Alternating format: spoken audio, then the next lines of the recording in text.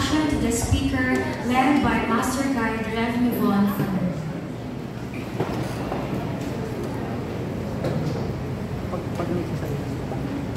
Magandang hapon po sa mga taga-Famak Church.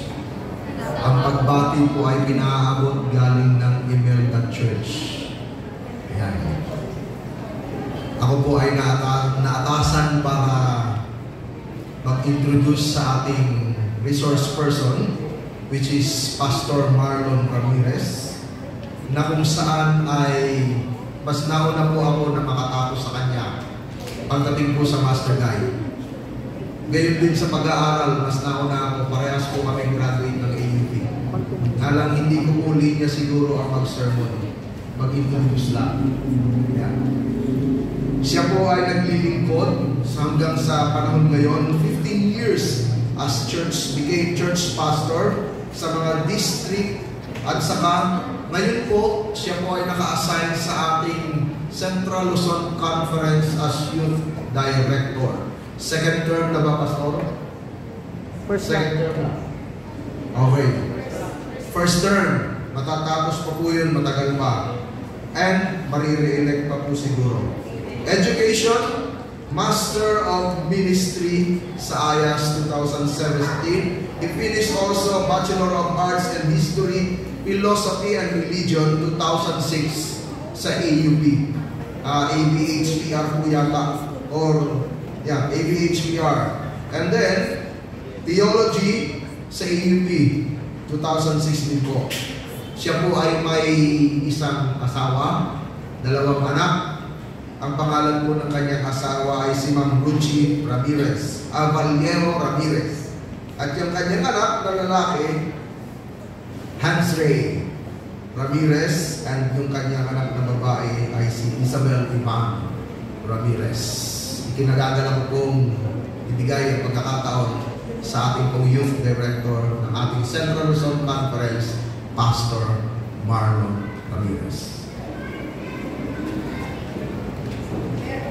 Master Guide, MCTs, at my command, attention!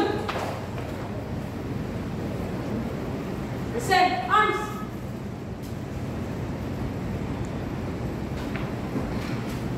Order, arms.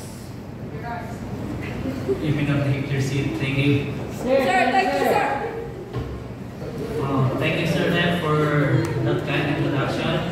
And I'd like to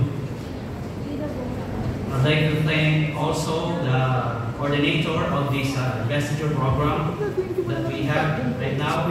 I salute those Pathfinders and MGT who are now ready to serve, being a Master Guide, for being a snappy students. Thank you for serving our church, especially to our God. At this very moment, I'd like also to recognize the presence of my area chairman, Pastor Redante po, ay ang aking pong area chairman. If you would remember, I am the secretary of Area 9. Taga rito po ako sa Area 9. At ang aking pong area chairman ay si Pastor Redante. Thank you, Pastor Redante, for sa importanteng presensya na yung pinakita ngayon sa hapon na ito.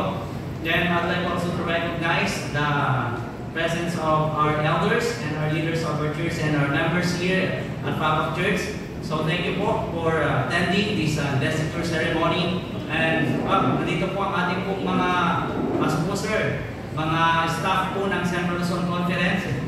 Sir Edward at Sir Butch, para mag-witness po sa ating po investiture ceremony. Thank you for coming here. And sino po ba nakalimutan ko? For our staff of this FABAC, the directors of Pathfinding, directors of Adventure, if meron po, meron director dito, ma'am. Thank you po. At this very moment, okay, I'd like also to give greetings from our CLC headquarters, heading by our President, Pastor Efrain Parulan, and Pastor Noel Galan, and Sir Joel Manungan. And our President would like to tell to everyone that his prayer, including you always. You are included in his prayer always. And he wants you to stand firm, especially in our faith here in Central Luzon Conference. So, if you would remember, our goal and theme of our Central Luzon Conference is what is our theme? And what is our goal? Yung lagi natin sinisigaw? I will go, plant the church 100. So, this would also represent, especially to us this afternoon, about this training na sinasagawa po natin sa ating pong pathfinding ministry. Okay? Sa pathfinding ministry, mayroon tayong tatlong 3 strategic objectives, which is yung una, kung natatandaan nyo ano ang spiritual objectives o ano ang strategic objectives ng pathfinding. Ang pathfinding po is a discipleship training. Ito po, kung papansinin ninyo, walang konkreto na nakatala na may kompletong curriculum. Okay po, when it comes sa pagdi-disciple at pagdi-training mula sa mga bata, edad 4 years old up to above, kundi ang pathfinding na talagang konkreto siya na nakatala. So may alam po ba kayo sa ating iglesia na may concrete na discipleship plan na nakatala? Kaya, mapapansin po ninyo sa ating pathfinding, tinatawag po itong highest ideas training offered by our church. Kasi lahat po ng ating po mga word church, lahat po ng ating po mga officers comes from our education department, maging sa ating mga institution, ay almost or 100% sila po ay nag-undergo ng training po ng Master Guide or ng Pathfinder. Alam po ba ninyo na sa ating po institution ay hindi ka po pwedeng pa-regular, hindi ka pwedeng ma-ordain nang hindi ka invested Master Guide. Ganun po halaga ang training po na ito. Kaya ibig sabihin kung mag-a-apply itong mga by invest na MGTs, ay hindi na nila po problemahin pa yung pagkuha ng certificate para sila ay ma-regular kung saaling mag-apply sila sa mga institution natin. At the same time, yung nire-recognize ng word church, dalawa lang. Okay, dalawa lang ang nire-recognize ng word church. Ibig sabihin, kahit saang lupalong ka ng mundo mapunta, nire-recognize ng ating word church ang ordination. Una. Ikalawa ay ang investiture o ang invested Master Guide. Dalawa lang yan. Pag Master Guide ka dito sa Pilipinas, sa buong mundo, Master Guide ka. Pag ikaw ay ordained sa church na ito, ibig sabihin sa buong mundo, ikaw ay recognize ang ordained. Sino lang po bang inordinan? Mga pastor, mga elder, mga deacons. Okay? Yung po mga head leaders ng ating churches. At kasama na dyan, yung po mga Master Guide. Kaya hindi po biro yung nakaatang sa balikat ninyo. Kasi ibig sabihin, malaki ang inyong gampanin na gagampanan. So, mayroong 3 kategorya ang kabataan para lang sa kapakanan po ng iba. Yung 3 category na tinatawag po natin pagkakahati ng form ng pamumuna ngayon, yung number 1 po is JYL. Ano yung JYL? Junior Youth Leadership. At yung ikalawa is Senior Youth Leadership.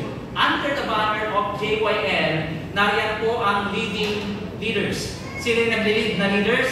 Master Guide. Sino ang kanilang pinapangunahan? Ang Adventurer at ang Pathfinder. Samantala, dito sa kabilang side, yung SYL, yung Senior Youth Leadership, yung counterpart ng Master Guide, tinatawag silang Senior Youth Leader. At sino ang kanilang subordinates? Yung pinapangunahan nila sa ibaba na ay Ambassador, then Young Adult. Okay, doon kabilang yung kilala lang natin na nag-exist sa ating church. Yung kala natin yung adult. Ka-under siya ng SYL. Okay? And yung ikatlo na pamumuna ng ating church, yung PCM, yung Public Campus Ministry. At alam po ba ninyo na ang bawat direktor ng mga ito, nakapag-elect na po ba kayo ng Public Campus Ministries coordinator ng inyong church? Wala pa. Okay, nakapag-elect na po ba kayo ng ambassador coordinator? Ang young adult, meron na tayo yan, hindi yan nawawala. Pero nakapag-elect na po ba kayo ng director po ng Adventurer at Pathfinder? Okay, alam po ba ninyo na lahat po sila ay member ng church board? Mahalaga pong dapat nating malaman yan, mga kapatid. Bakit po? Kasi po, 70% of our membership comprised of youth. Worldwide. Sa Central Luzon Conference, from 40 up to 35 years old, sa aming data na nakuha ay 80% kabataan. So, ibig sabihin, remaining 20% na membership natin is may edad na. Pero kung kayong mag-alala, kasi mayroong comprise ng membership po ng youth na tinatawag. Yung number 1 po is yung youth members, which is ang kanila pong edad ay 4 to 30 years old. Then sasabihin natin, lagpas na ako, 31 years old na ako. Hanggang 30 lang pala.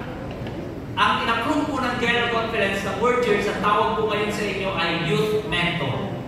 Okay, 31 up above, ang tawag po ay Youth Mentor. So member pa rin po kayo ng youth. So walang katapusan po ang pagiging member ng mga kabataan. So now, let us proceed sa ating pong topic this afternoon in line with our investiture ceremony. So I entitled my message, Serve God's Call for You. So yan yung ating pong message ngayong hapon na ito. Ngayong hapon na ito, ang panawagan ng Diyos sa bawat isa sa atin ay hindi para maupo lamang. May nagtanong po sa akin. Ang tanong ay ito, sabi nila, di ho ba kami po ay mga tupa? Ibig sabihin, pag mga tupa tayo, mayroon pong tayong pastor. Pero alam po ba ninyo na ang pastor natin, hindi si Pastor Marlon? Kasi po ang pastor po ay isang puri lamang po ng work sa ating church. Isang puri lamang po ng paggawa. Ang pastor po natin ay walang iba kundi ang ating Panginoon mismo. At alam po ba ninyo na ang pagpasok po ninyo sa Seventh-day Adventist ay hindi para kayo may tawaging tupa? Because we have a special mandate. Ano ang mandate natin? Ang mandate natin is to call all people, no, to become disciples of Jesus. So, anong word natin? Tayo ba ay tupa? O tayo po ay tagapanguna? Dahil ang sinasabi ng Biblia, tawagin ang lahat ng mga tao. By the time you surrender yourself to God, then accept Jesus Christ as your personal Savior, nag-oath ka sa sarili mo na hindi ako uupo sa church. There is something na nakaatang sa balikat ko, which is, I will become a disciple of Jesus. And my main task is to call all people in my territory na maging disipulo ng Panginoon. Ibig sabihin, by the calling itself, we are leader. Okay, tandaan po natin yan. Tayo ay leader sa ating family, tayo ay leader sa ating mga klase, tayo ay leader sa ating komunidad, tayo ay leader sa lahat ng aspeto. So, ibig sabihin, yung iglesia sa uling kapanahunan, tinawag ng Panginoon na special task force. Tandaan niyo yan, na hindi tayo para pangunahan lamang, kundi para tayo ay manguna. Kaya kung pamansin po niyo sa 2 Peter chapter 1 verse 20, ang tawag sa atin, ministers of all believers. Because we ourselves, we are minister. Tayo ay ministro sa lahat ng bagay. Kaya tandaan po natin yan. So, ibig sabihin, ang aking pagiging miyembro ng Seventh-day Adventist, ako ay ministro. Tandaan natin yan. Kung ako ay tricycle driver, ako ay ministro ng mga tricycle driver. Kung ako ay teacher, ako ay ministro ng mga kapwa kong teacher. Kung ako ay estudyante, ako ay ministro ng mga estudyante. At kung ako ay nasa office work, ako ay ministro doon sa office na aking pinag-workan. Yan ang theology ng calling ng Seventh-day Adventist. Kaya ibig sabihin, tayong lahat ay tinawagan to serve. Tandaan natin yan. At yung pagkakatawag natin, mga kapatid, ayon sa Matthew chapter 20 verse 28, yung ating model, walang iba, kundi mismo ang ating Panginoon. Sabi dito, just as the Son of Man did not come to be what? The Son of Man not come to us to be served, but to serve and to give His life as a ransom for many. That means we are here not to be served, but to serve. That's the reason why we are undergo sa training ng Master Guide at ng Pathfinder. Not to be served, but to serve. Tandaan niya, lahat na insignias na nakatalak sa uniform ng Pathfinder ay pagpapaalala na tayo ay mga lingkod.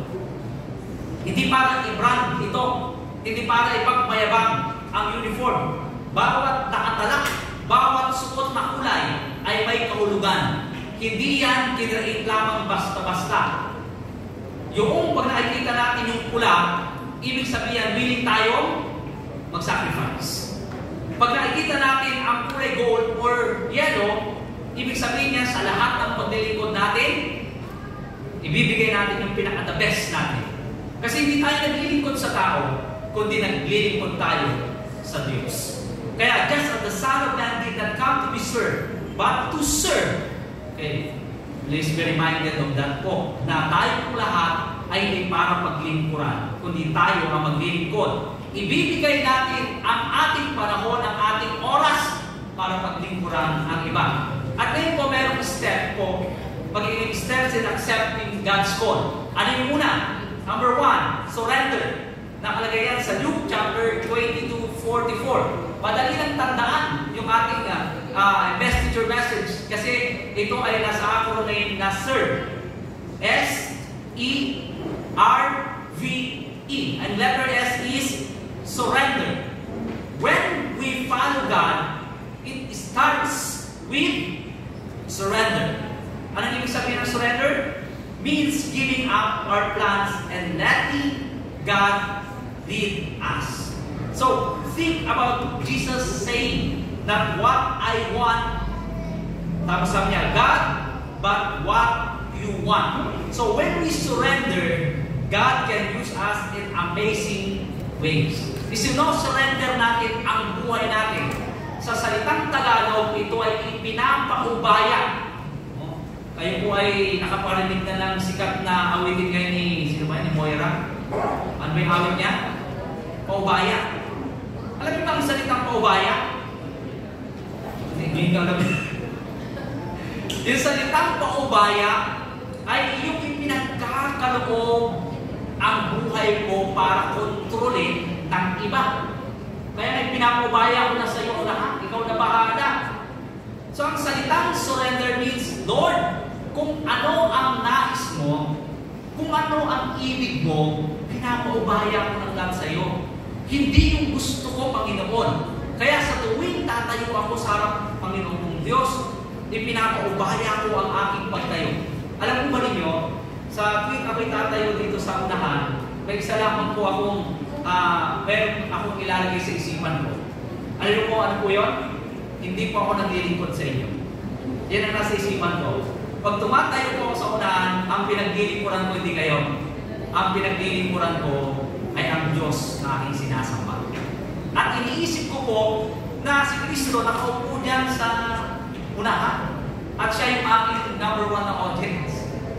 Kaya po kung si Kristo ay nasa unahan, na si Kristo na nagbigay ng buhay sa akin, na nagpakasakit sa akin, na namatay sa akin, at binigay niya yung pinaka-the best sa kanyang buhay at nakaupo sa harap ko, ibig sabihin akong narito sa unahan at pinaglilingkuran ko siya, ibibigay ko yung pinaka-the best ko sa abot ng aking mga kaya. Kaya minsan, hanggang maaari, gusto kong isigaw yung pinaka on the top of my voice, yung kabutihan ng Panginoon sa buhay ko kasi siya'y nariyan na nakikita ko na siya aking pinaglilingkuran. If we surrender ourselves to God, kapag sinuko natin ang ating buhay sa ating Panginoon, wala tayong ibang gagawin kundi paubaya ang buhay na ito sa Kanya. Ibig sabihin, ang kalooban niya, ang nais niya, ang ibig niya, ang masusunod at hindi ang nais ko, hindi ang kalooban ko, kundi ang nais at kalooban ng Panginoon ang magaganap sa buhay ko. Kaya sa tuwing harap ako sa mga tao at ako ay nakakaranas ng tinatawag ko na minsan dilipakin ka, minsan pamahiyain ka. Ano gagawin nyo? Gagantihan nyo na masama? Ipinaubaya ko na yung sarili ko sa Panginoon. Nung ang Panginoon ay nilipat, ginantihan pa niya? Sa halip, nagantihan natin ng masama, Pastor Guy. Sa halip, nagantian nyo ng masama. Ipinaubaya na ninyo ang buhay nyo ngayon pa lang sa Panginoon. Yumuko ka na lang sa ulo mo at ipag-pray yung tao na nagsasalita ng masama sa iyo. Ano ang mga bagay na nakakapanakit sa atin? Hindi po kawalan, mga kapatid, at hindi kaduwagan. Actually, katapangan na yun.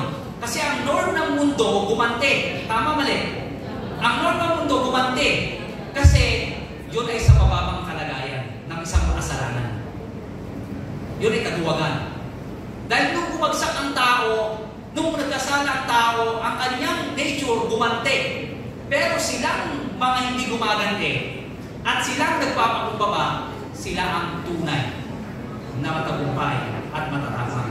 Dahil kaya nilang gawin ang isang gawain na hindi kayang gawin ni Juan. Nakuha ninyo? Sino ang tunay na matapang? Yung nagpapakumbaba o yung nagbabalik ng ganti? Noon yan sa mundo, nagbabalik sila ng ganti. Hindi nila kayang gawin pakumbaba. So ang tunay na matapang ay yung gumagawa ng pagpapakumbaba. Pag pinaubayan natin ang sarili natin sa Panginoon, then we would surrender ourselves also to Him. Then magpapaubaya tayo sa kilos at gawin ng Panginoon. Number 2, being a follower of God isn't always easy, but it's like a marathon. Naranasan niyo ba tumakbo sa marathon? Sino tumakbo na po dito ng 42 kilometers?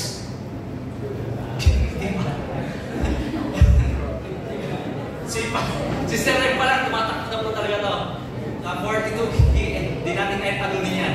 Last po na panrano natin, tumakbo po ako ng, actually para ma-oversee ko po yung fun run, ang tinakbo ko lamang ay 3 kilometers. Oh, sa inyo po 5 kilometers sa ito. 3 kilometers.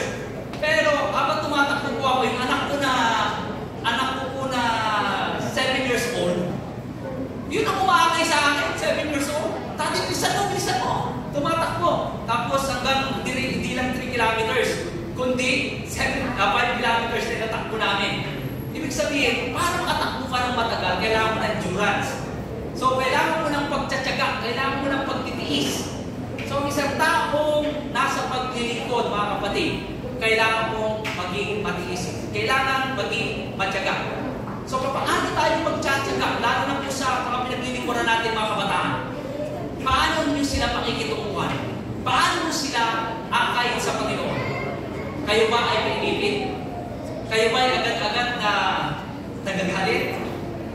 O kayo ba ay mayroong pagnanais na pagtitiis? Okay? We need endurance, which means staying strong when things get tough.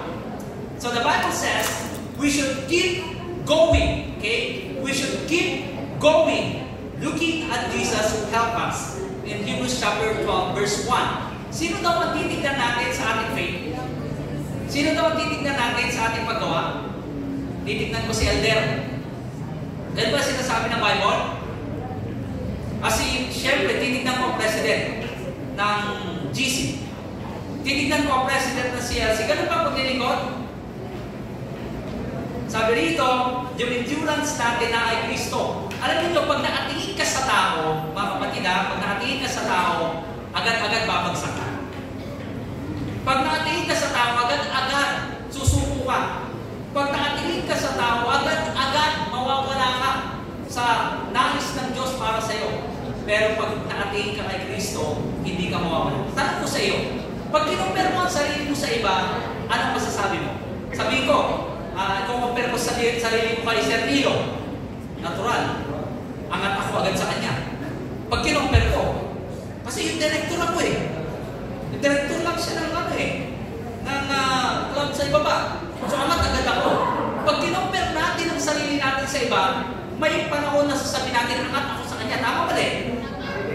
Pero ang tanong ko sa inyo, i-compare yung sarili ko kay Kristo, ano mangyayari sa inyo?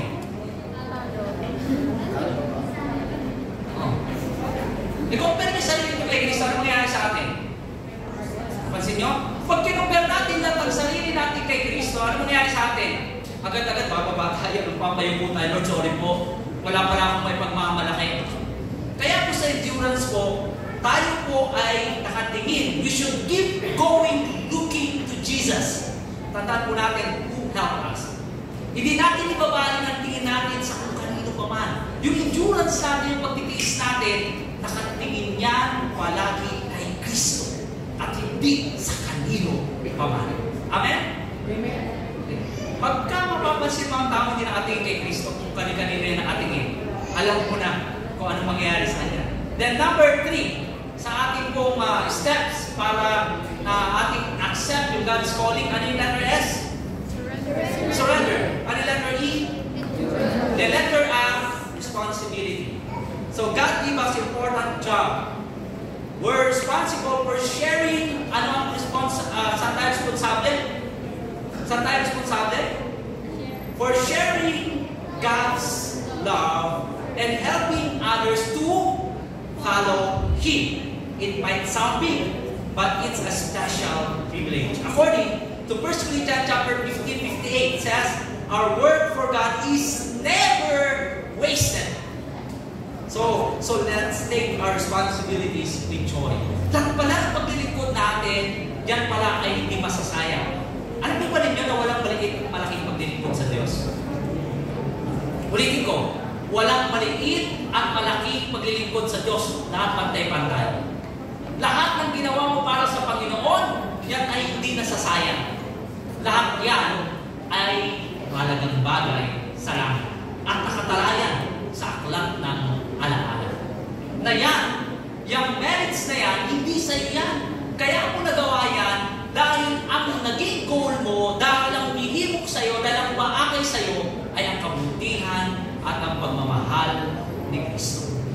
Yung responsibilidad mo, yung responsibility mo, hindi mo yan ginagawa para sa iyong sarili. Ginagawa mo yan dahil hinimok ka ng pag-ibig at pagmamahal ng ating Panginoon. Yan ang dahilan kapag tinanggap natin ang Panginoon, yung responsibilidad na nakaatang sa balikat mo, hindi maaaring gawin natin may kalungkutan. Gagawin natin ito na may kasiglahan, gagawin natin ito na may kasiyahan, gagawin natin ito na may pagtatagumpay, gagawin natin ito sa pinaka-the best natin, gagawin natin ito sa buong makakaya natin, dahil alam natin ang bigay ng responsibilidad sa atin ay walang iba, kundi ang Diyos na nagkaloob ng kanyang buhay, nagkaloob ng kanyang kalakasan, nagkaloob ng lahat-lahat, ang Diyos na nagpaubaya ng kanyang buhay para lamang sagipin ka, para lamang sagipin ako. Ang responsibilidad na yan ay nakaatang sa iyong balikan. Ipamahagi mo ang kabutihan at pagmamahal ni Kristo. Ipamahagi mo ang kapayapaan sa lahat ng mga tao.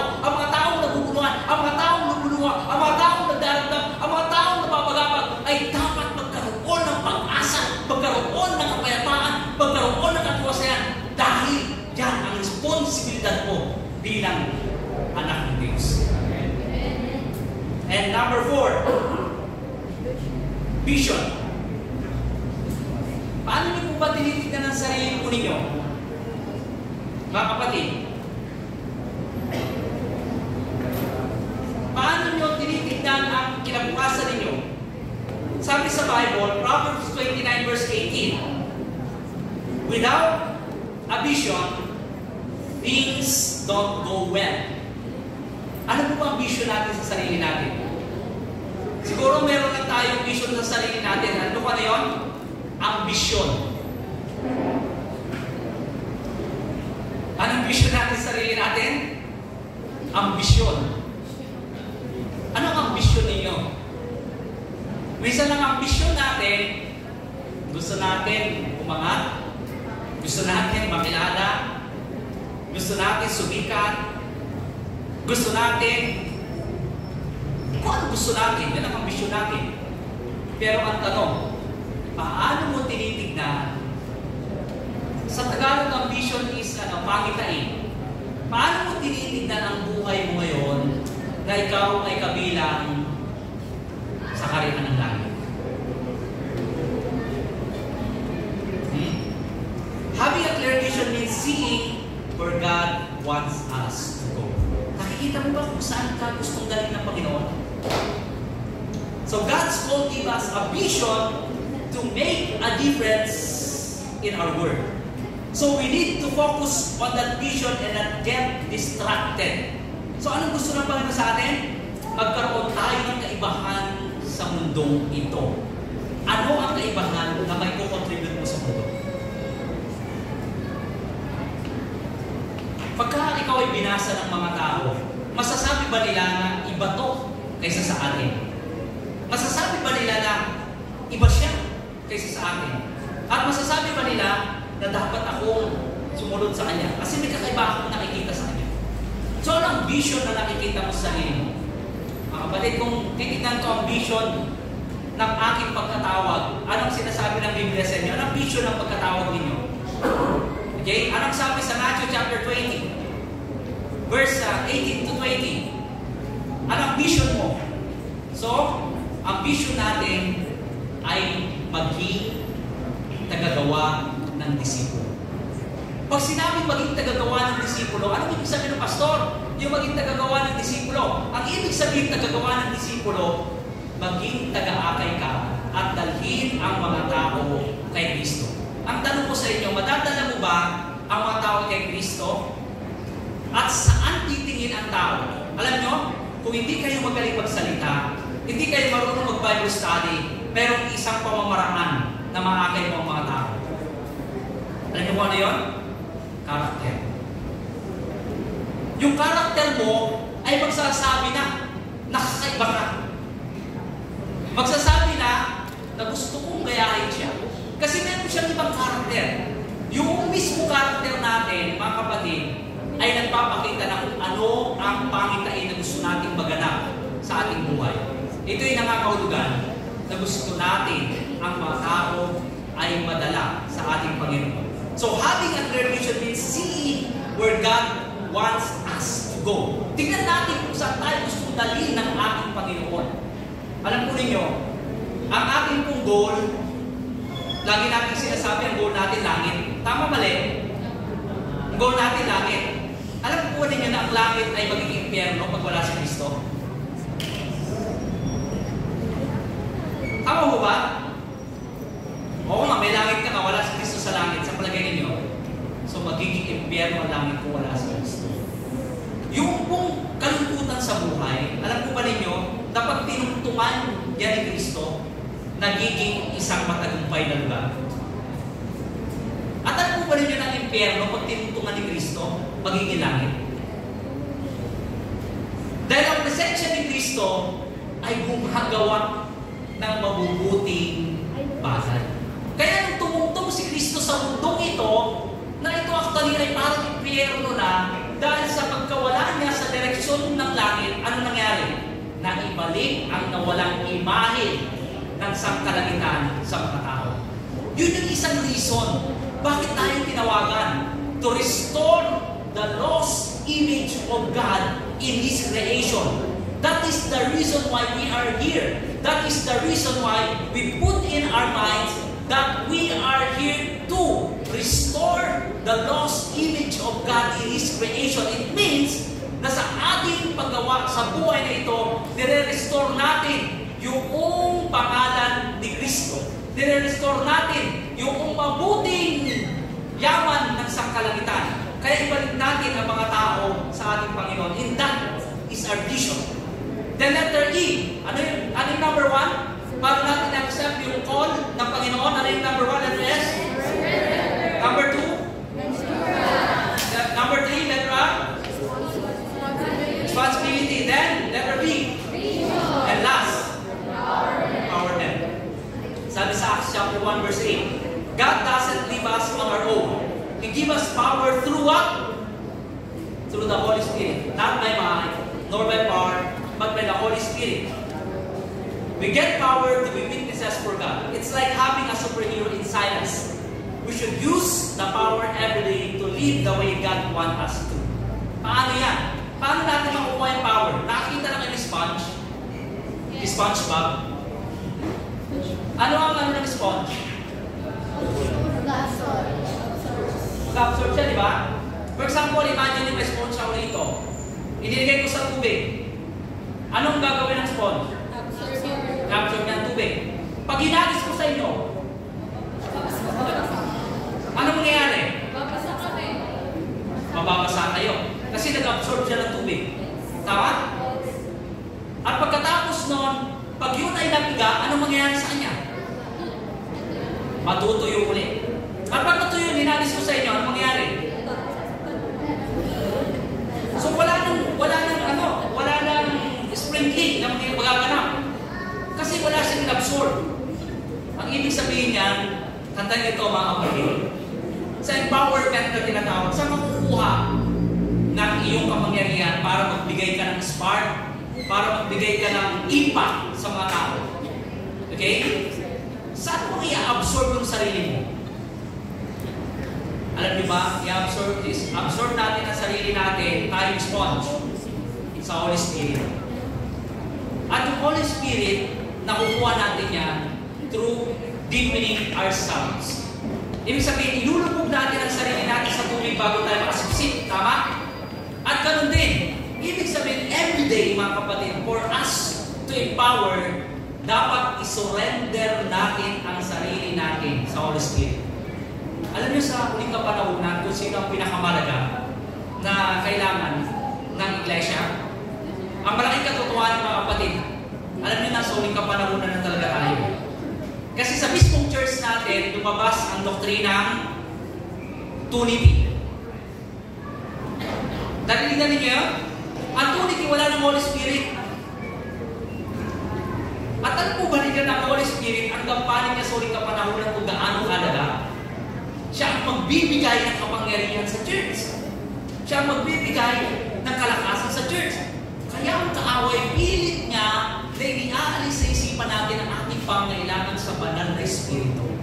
Dahil pag nawala ang pangailangan natin sa banal na Espiritu, mga kapatid, mawawalan din tayo ng impact. Mawawalan din tayo ng isasaboy sa mga tao. Kaya yung dahilan, bakit sa huling kapanahunan kailangan natin i-deep yung ating spiritual na kalagayan, lalo na kayong mga leaders, sa Holy Spirit. Dahil ang banal na Espiritu ang magbibigay ng kapangyarihan sa atin. Yan ay napakahalaga. Kaya nasa Acts chapter 2, nabasa ba ninyo? Nung ang banal na Espiritu ay binuhos sa Pentecost, ano nangyari sa church? Ang church, nawala yung takot nila, lumabas sila. At naging makapangyarihan sila sa pagmamalita dahil sila ay naposes ng banal na Espiritu. Mga kabataan, mga kapatiran na narito, sinasabi ko po sa inyo ngayon na nauuhaw na ako. Di ba? Oo na po kayo. Talagang sinadya ko pwede, di na po.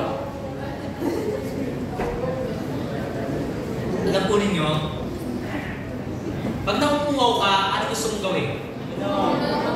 Halimbawa, nauuhaw po ako. Ang ininom ko ay soft drinks. Mapapatid ba ang buhaw ko?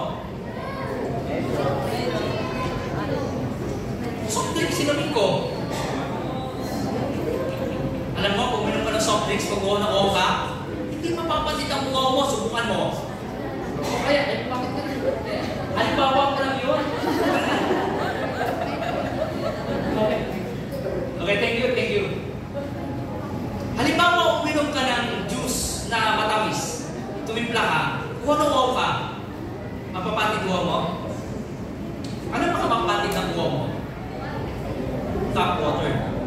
Tanging tap water lang talaga makakapatid ng buhaw. Ang problema kasi sa atin, minsan, mga kapatid, yung pangailangan natin sa mundong ito, yung kasalatan natin, kabuhawan natin, kinukuha natin sa iba't ibang mga bagay para wag lang tayo mabuhaw. Number one na pinagkukuha natin para mapatid yung buhaw natin sa buhay, yung material things. Alam mo, pag uminom ka ng soft drinks, uminom ka hindi mapapatid yung buhaw mo. Kahit nakuhanin mo lahat ng material things sa mundong ito, kahit paano gawin mo sa buhay mo, nasa yan lang ng kagandahan, nasa yan lang ng kababuhan, nasa yan lang ng katanyagan, mauuhaw ka pa rin. Tandaan niyo yung mga tao sa mundo ito, pinipil up nila ang kanilang kakuhawan sa pamamagitan ng kasikatan. Sila ay nagiging magaling, pero uhaw pa rin sila. Nagpapakamatay pa rin sila, bigo pa rin sila, malungkot pa rin sila. Kasi kinukuha nila ang papatid ng uhaw sa mundong ito, sa solusyon ng mundong ito.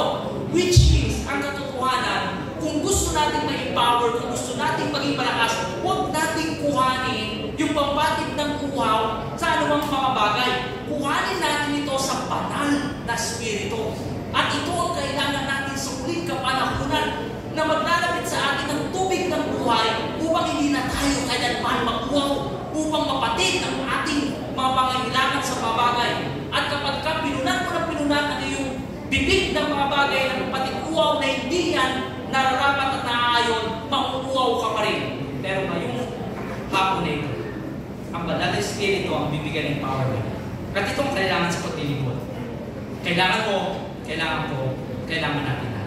Kaya sa hapon na ito, upang tanggapin natin ang paglilingkod sa Panginoon, kailangan nating maglingkod through serving Him. So may serve tayo na pag-aralan ngayon.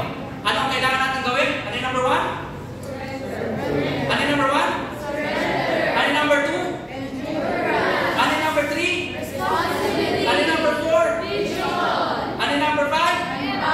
Ano yung number 1? Ano yung number 2? Ano yung number 3? Ano yung number 4? Ano yung number 5? Ano yung number 1? Ano yung number 2? Ano yung number 3? Ano yung number 4?